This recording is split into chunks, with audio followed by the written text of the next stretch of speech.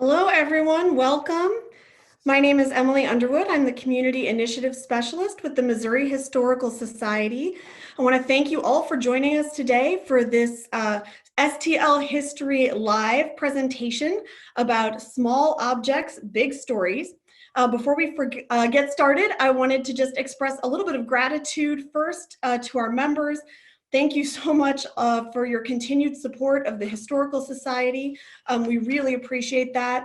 If you're not a member, but you're interested in learning more about our membership program, I'm going to go ahead and post a URL for that in the chat, which you can see down below in your toolbar. And I'll post that there, and you can copy and paste it and get more information about our membership program.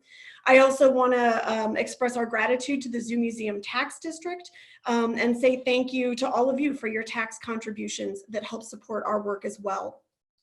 So our program today is going to run about 20 minutes, and then that'll be followed by 10 minutes of Q&A. You can submit your questions through the Q&A button, which you'll also find down there in your toolbar. And we're just asking that you please hold off until the end of the program so the questions don't get lost. It'll be easier for us to find them that way. And we're going to do our best to get to as many questions as we can in the time that we have. So lastly, we are providing closed captioning today. We hope, and I'm going to make sure that's turned on as soon as I can. Hopefully we are, and we'll be able to hit that closed captioning button in your toolbar as well. Hopefully we'll get that going in just a second.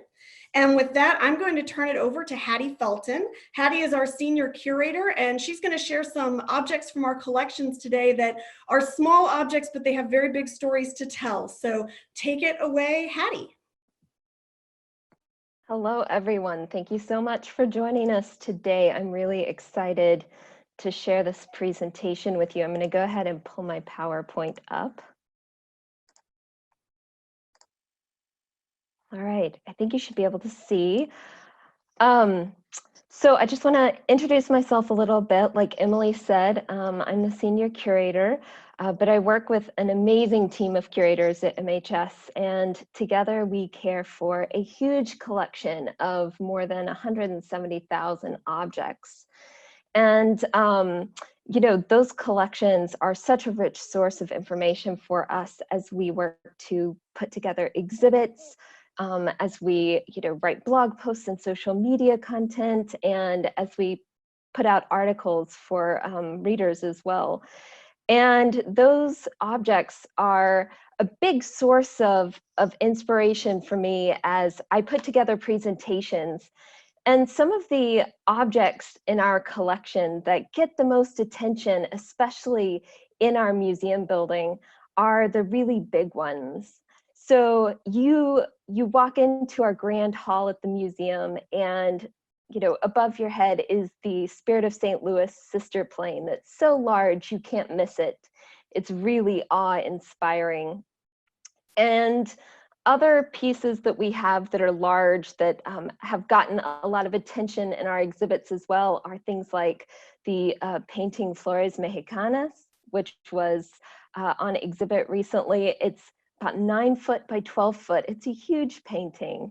Some of our furniture that is in my collection is also quite large, and that gets, that has an imposing presence when it's on exhibit or if you get to see it in our storerooms. But what inspired this presentation is all of the small things in our collection that you might pass by if it were, just sitting on a shelf, because in footprint, they're not large. Most of these 8 objects that I'll be sharing with you today could sit in the palm of your hand. I think the largest one that I've included is about 6.5 inches by 4 inches, and it's a hat. And so that sort of tells you how small these pieces are, but they really have these stories behind them that have huge impact and huge implications, not just for St. Louis history, but sometimes worldwide history as well. The first one that I'm going to share with you today is a tiny pair of shoes that probably appear larger on your screen than they actually are in real life. As you can see by the dimensions on the screen, these measure only about 5.5 by 3.5. And these are a tiny pair of boots that belong to a young girl named Cecilia Kimmick. Now, in the 19th century, there were tens of thousands of orphans on the streets of large Eastern cities like New York or Boston. And many of those children did not have homes. There were not always places for them in the overcrowded orphanages of their towns.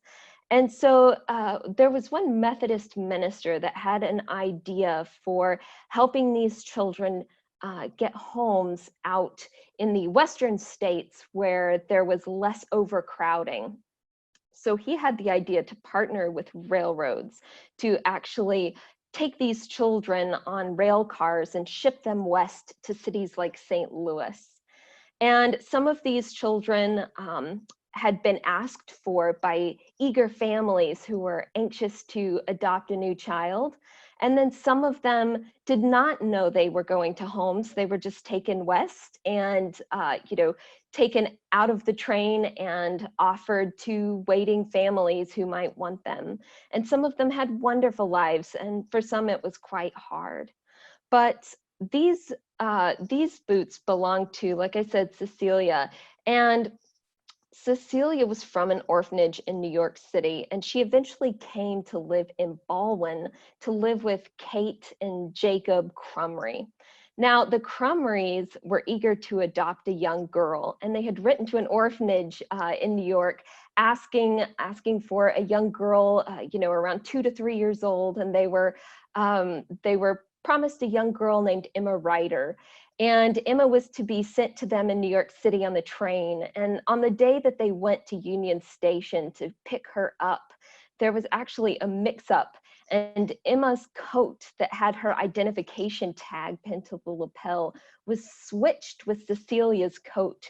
And so there was a bit of a classic mix-up at the station, and Cecilia went home with the Crumrys, who thought they were getting Emma. And this mix-up was actually not discovered until that evening when Kate pulled little Emma's shoes off, and she noticed that on the inside was a different name. It did not say Emma Ryder, it said Cecilia Kimmick. And that sort of solved the mystery. But after corresponding with the orphanage in New York, they were able to find where Emma had gone. And they tried to rectify the situation, but by that point, the Crumrys were in love with their new daughter, and she lived happily ever after with her new adopted family. And years later, the collection of young Cecilia that related to her travels on the orphan train west were donated to MHS. So we have these tiny shoes that she wore that helped solve the mystery. We actually have the ribbons that she wore on her lapel that got mixed up with Emma's. And we have the correspondences by letter and telegraph from from Cecilia's mother to the orphanage. So it's quite a unique collection that is not just about one little girl's experience, but it's also about the origins of the foster care system in the United States. It's about the orphan train, and it's about how the many ways that people ended up here in St. Louis through the years. So the next tiny object that I have is a beautifully painted china bowl by a St. Louis artist named Catherine Cherry. And this bowl is quite small. It is less than 4 by 4. So again, it can fit in the palm of your hand. But this is really a unique story because today, Catherine Cherry is recognized as really one of the most prolific female artists to come from St. Louis. And she is best known for her vivid, bright paintings done in a very impressionistic style that feature landscapes and seascapes and still lifes, like the one that you see in the bottom corner of the slide. But what a lot of people don't realize is that Catherine started off as a china painter. She wanted to be an artist. She knew from her childhood that she wanted to be an artist. And she ended up China painting in part because it's considered a very genteel thing for accomplished young ladies to do in the 19th century. It was very appropriate for, someone involved in the domestic sphere of a home, and it was considered quite appropriate for a young lady to take up China painting. And so Catherine did. And she was quite successful as a China painter. She taught at the People's University, which was the college founded by E.G. Lewis in University City. And she had a lot of success there. But it was that time teaching China painting that really exposed her and gave her the opportunity to pursue what she really wanted to do, which was, more traditional painting on canvas.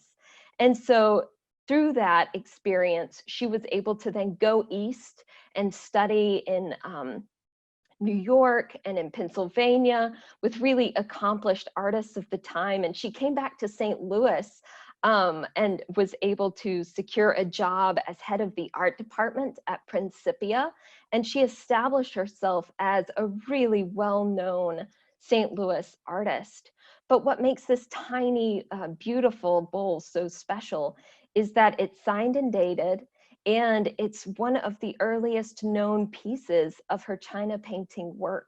So it lets us explore not just her beautiful art on canvas that we have at the museum, but it lets us peek into kind of the cultural environment that she was born into in her early days as an artist.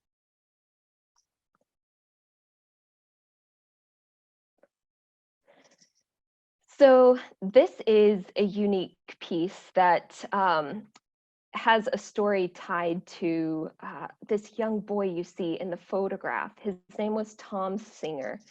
And it is a baby food pusher. Not a lot of people know what a baby food pusher is, but a baby food pusher is a piece of transitional silverware for a toddler to use as they were learning to, be polite children who could eat with a fork and a spoon, but not quite ready to use a knife yet. So you could push the food, especially difficult food like peas or something like that, onto your spoon with this baby food pusher. They're not used much now, but they were considered quite common back in the 19th and early 20th centuries. So Tom Singer's family was from Germany, and they were living in Germany during the rise of Hitler. And as things were getting incredibly and increasingly tense in Germany, his family became increasingly concerned about their welfare. And that all reached a fever pitch after Kristallnacht. After Kristallnacht, Tom Singer's father decided that he had to get his family out of Germany. And so he was able to pack up his children and get them eventually to America, thanks to a family that sponsored them here in St. Louis. And on the ride over, on the ship passage over to America, you can imagine that little 2-year-old Tom was, incredibly stressed. That's a horrible situation for a child to be in. And he didn't want to be separated from his parents. So on the boat, it was expected that young kids like Tom would sit at a table with the other children and not with the adults. But Tom did not want to be separated from his parents, even for mealtime. And thanks to his polite use of his little baby food pusher, he was able to win over the affections of the other adults at the adult dining table and have a welcome spot with his parents, who were all very impressed at what a genteel little boy he was and how politely at 2 he could eat and have table manners. And so this this baby food pusher, Tom's passport, and even the small teddy bear that you can see he's holding in his passport photo were preserved by his family as kind of mementos of that time in their lives and of that stressful period for them. And they were eventually donated to MHS. And even though it's such a small thing, this baby food pusher, less than 4 inches long, it has such a big story to share about this sweet little boy and his, his stressful passage over from Germany to St. Louis.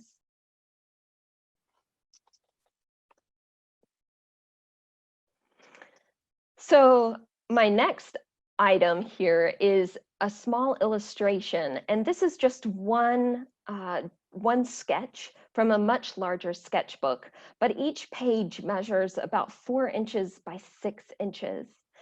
And these are watercolor and ink sketches done by Henry Lewis. And you might say, it doesn't look like the best sketch I've ever seen. Why is this important? Well, these sketches were what enabled Henry Lewis to produce a 1,300-foot long panoramic painting of the Missouri River. So Henry Lewis was an artist who was working out of St. Louis in the 1840s. And he had the vision to introduce audiences across the country and even across the world to the beautiful Mississippi River and the surrounding landscapes. And in the days before, film or photography were common, he was going to do that through the popular medium of a panorama. And you might have seen some of these panoramas. The St. Louis Art Museum has one on exhibit that's quite large in their entry hall there. And that's what his would be like, except his would be over 1,000 feet long. And it would take visitors up and down the Mississippi to explore the American West. And this sketchbook is how he made that possible. So in 1848, Lewis, accompanied by some assistant artists, actually took a boat down the Mississippi, and he sat there day after day and sketched the scenery that he saw as they floated down river, making notes about occasionally color or size of buildings and where things were and the date that he made them, so that when he got back to his studio, he could compile all of these individual sketches into an accurate depiction of the entire river.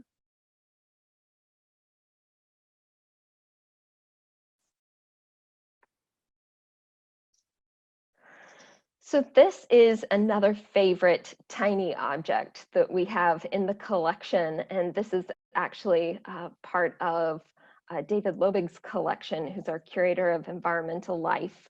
But I love this story so much that I asked him if I could include that story here, because it's this huge account of how St. Louis citizens were able to slow nuclear testing at the height of the Cold War using baby teeth. And I don't have exact dimensions on the baby teeth that you see, or the baby tooth that you see in this slide, but it's tiny. And during the 1950s and 60s, there was a lot of nuclear testing going on. And this testing was concerning to many people, especially St. Louis citizens, who formed a committee to look at the effects of this on the health of our citizens, especially children, because nuclear radiation and fallout was known to cause cancer and birth defects and other diseases. And so they were very concerned about this.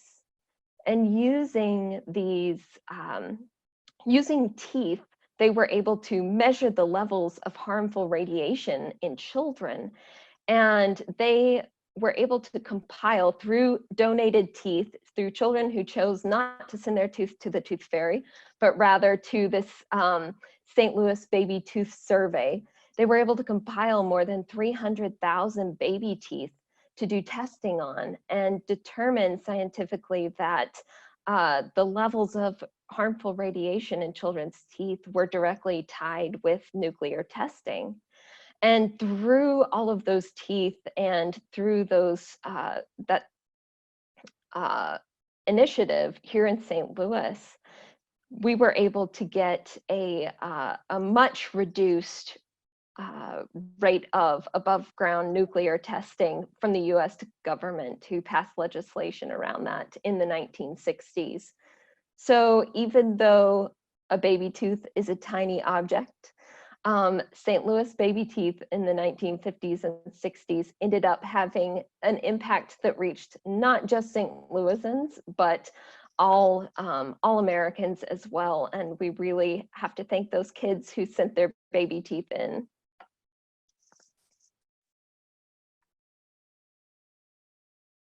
So this is my next to last, or no, I've got two more objects after this, but this is a wonderful terracotta medallion produced by Jean-Baptiste Nini. And this medallion was actually given to one of St. Louis's first physicians, Dr. Antoine Saugrain, by none other than Benjamin Franklin, the man depicted in the medallion. During Franklin's time in France, he became very quickly a kind of a cult figure for Parisians and for the French people who fell in love with him.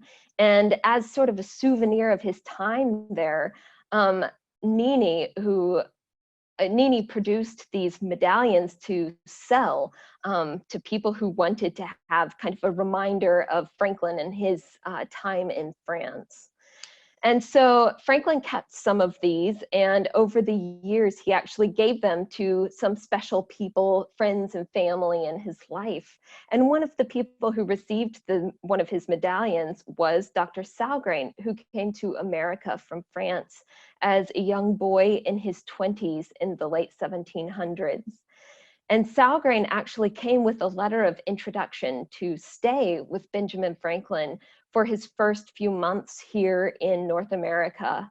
And Ben Franklin helped get him the contacts and introduce him to people further west that eventually would take Saugrain to St. Louis.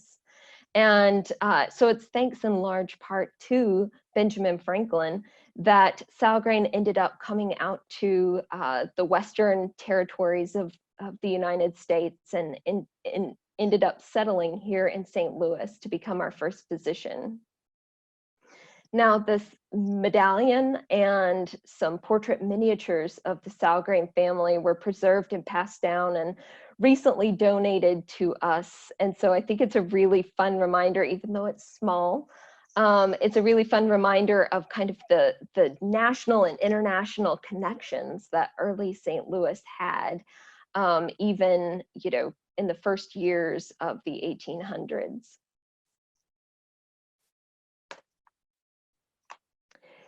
This is a fun bottle that we just recently received as a donation. That came in last year. And this is a bottle that is inspired by the Gothic architecture that was popular in the 19th century. And it was meant to hold pepper sauce. Now, when you think of food and foodways in the 19th century, you probably don't immediately picture spicy, heavily seasoned, flavorful foods. A lot of people picture, you know, salted meats or, you know, cornbread, soups, things like that, that don't immediately spark ideas of a ton of flavor and spice. But in reality, people in the 19th century craved spice just like we do today. They didn't have sriracha in their refrigerators, but they did have jars and bottles of mustards and pepper sauce and other spices that they would liberally put on their food. Sometimes to disguise the taste of foods that might not be at the peak of freshness, and sometimes just because they liked the flavor. And you can see from this newspaper clipping from the Hannibal Daily Journal, dated March 28th, 1853, you can see just how much spice and condiments that Missourians were consuming in the 19th century. So you see that it talks about 200 bags of pepper, 100 bags of allspice, cases of nutmeg, and then you get a little further down, you can see 300 boxes of pickles and 300 boxes of pepper sauce, which is what this bottle would have contained.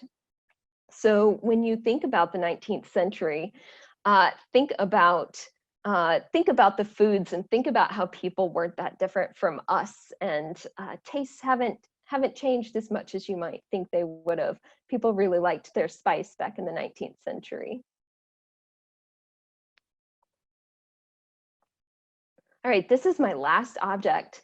This is a beautiful hat that dates from the late 19th century, about 1875. And this hat is a little bit shocking. It has an entire taxidermy bird perched on the top, and you can see that the body of the hat is meant to look a bit like a nest.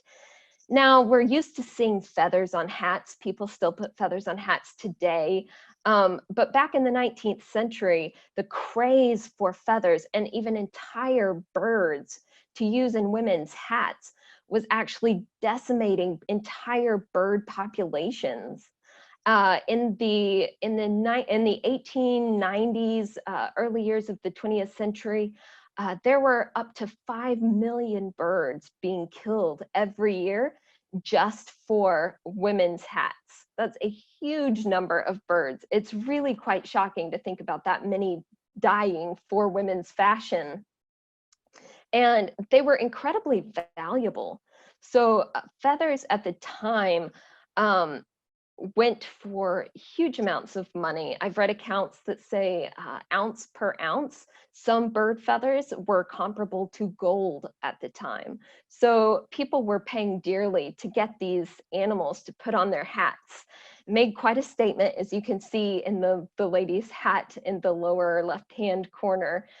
This would have gotten you noticed, but attitudes were changing as you got into the early 20th century. And no longer would it have just gotten you noticed as a fashion statement. It might have gotten you noticed and ridiculed, because bird conservation efforts really started springing up in the early 20th century as a response to the decimation of some of these bird populations. And so women, many women especially, led the march to start limiting the birds that could be killed and how many could be killed for this use, and start protecting our bird species. So a lot of the modern movement around bird sanctuaries and bird preservation began around this time, that it was so popular to put birds, feathers, and even entire birds on top of your head. So that is the last slide that I have. But we have several minutes left, and I would love to take some questions. I'm going to leave my PowerPoint up for now, so that if anybody wants me to go back on the slides, I can do that.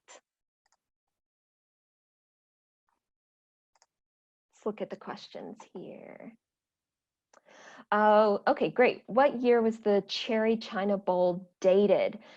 So that was 1896, I believe, is the year that she dated that one.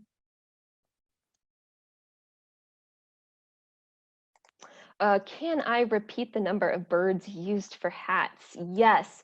So that number in the late 19th century was in the millions. And I think at its peak, there was an estimated 4 to 5 million birds being killed every year in the early 20th century for their plumage and for millinery production. Oh, someone wants to know, do we have the pepper sauce recipe or contemporary pepper sauce recipes? That is a really great question. So I don't have pepper sauce recipes, but I think that's probably something you could locate maybe in a cookbook. I know we have a lot of cookbooks in our collection from the 19th century, so I might do some further research into that and see if I can find exactly what was going into those pepper sauce recipes. It probably had quite a bit of vinegar, if I had to guess, as kind of a preservation agent and as something to help keep it from, well, to help keep it from going bad, but also to add that extra kick like a lot of modern hot sauces have from vinegar. And then also, second part to that question, what mineral produces the aqua color in the glass? That's a really great question, and one that I don't know the answer to, but I can look that up. All right, so this person is asking, where would we find these items in the museum? So right now, the objects that I included in this presentation are not on exhibit in our physical exhibit space at the museum. They are in storage, but many of them, if not most of them, are available in our online collections search. You can go to our website, mohistory.org, and then at the bottom of that main page, there should be an option to search the collection, and you can find them there.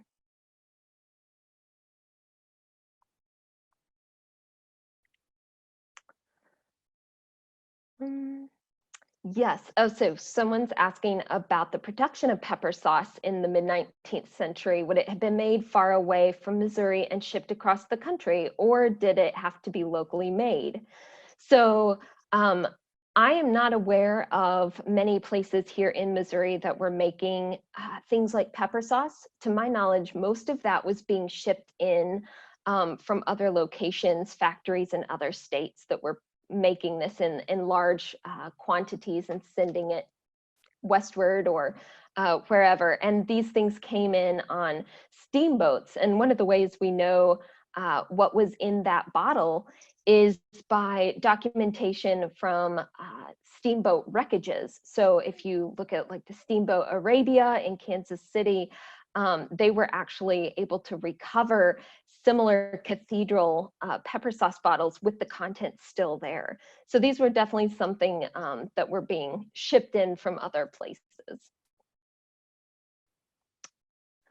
Someone else asks about the cookbooks that I mentioned. So the cookbooks that we have in our collection don't frequently go on exhibit, but the great thing is they are available for researchers and the public to come in and view at our Library and Research Center on Skinker Boulevard. So, you know, after this pandemic is over and we're able to open back up to the public, you can come in and with the help of one of our librarians, librarian assistants, you can see these cookbooks for yourself.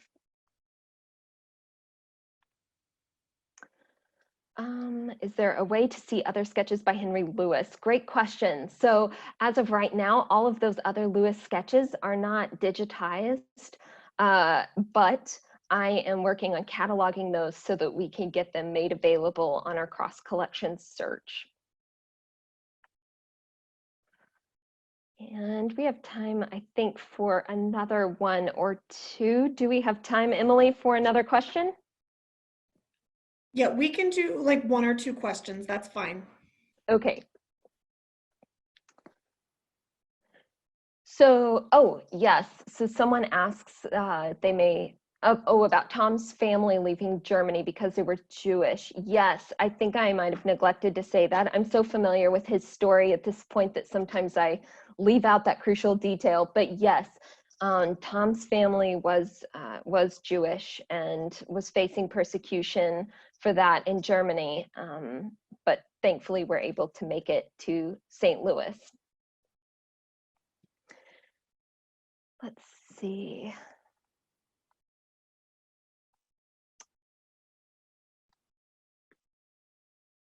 What years were the baby tooth study you think you might have participated? Oh, that's so cool. I love that. So off the top of my head, I cannot tell you what years the baby tooth survey was. I know it started in the late 1950s and I think went to the mid 60s. But I will check with David Lobig, who is an expert on all things baby tooth survey, and get back with you by email about that one. Great. Thank you so much, Hattie. And thank you to everyone for joining us today. Somebody did ask about where they might be able to see this. These presentations will get posted to to our YouTube channel. So you can look for the Missouri Historical Society's YouTube channel to find those there. I do want to mention in the chat, I put a URL for where you can take some, give us some feedback on that, excuse me. So if you can follow that, there's a very brief evaluation. We really love to get your feedback and hear from you what you thought. And of course, you can also find the link there about membership information. The Missouri Historical Society is hosting 2 to 3 of these St. Louis History Live presentations every week. You can find that lineup on our website, which is mohistory.org, or on the Missouri History Museum Facebook page. You can also, I'm going to share a slide with you in just a second. Where you can see the next, here we go. The next presentation is coming up on Tuesday at 11 a.m. It's called Hidden in Plain Sight. Our community tours manager, Amanda Clark, will be taking you on a virtual walk via Google Earth to some of her favorite hidden architectural history treasures. So don't miss out on that one. And we have lots of great stuff coming your way. So hopefully we'll see you back here again very soon. And thank you again so much for joining us today. We really appreciate it. And thanks again to Hattie. We'll see y'all later. Take care. Thank you, everyone.